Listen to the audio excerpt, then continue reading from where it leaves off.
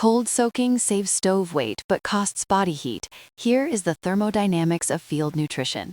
The ultralight community obsesses over the cold soak strategy to eliminate the 300-gram penalty of a stove system.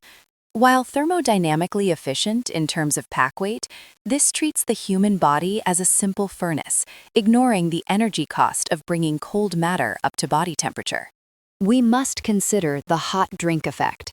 In hypothermic conditions, a 500 milliliters heated fluid intake triggers vasodilation and aids gastric emptying. The morale boost isn't abstract magic. It is a physiological reset of the autonomic nervous system that cold mush cannot replicate. When pushing into high alpine environments, standard cooking heuristics fail due to atmospheric pressure drops. Water boils at lower temperatures as you ascend, which linearly impacts your fuel consumption and cook times. This becomes critical for carbohydrate gelatinization. Rice and pasta require temperatures above 85 degrees Celsius to break down starches effectively. Above 4,000 meters, an open pot will boil water before the starch gelatinizes, resulting in crunchy, indigestible food regardless of cook time. Therefore, at altitude, you are not managing recipes. You are managing phase changes.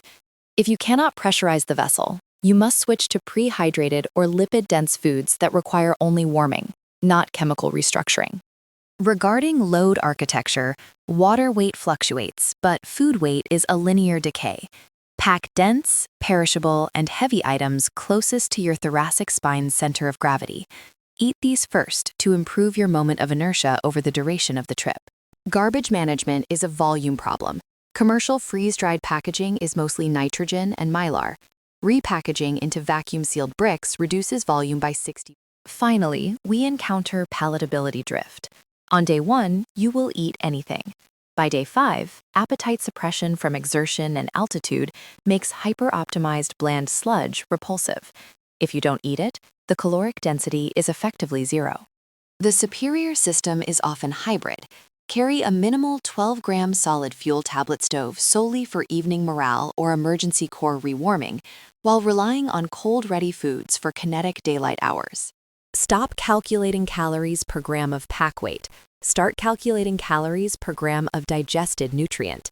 The best trail food isn't the lightest. It is the one you can force yourself to consume when your body is shutting down. Efficiency is irrelevant if you cannot digest the fuel.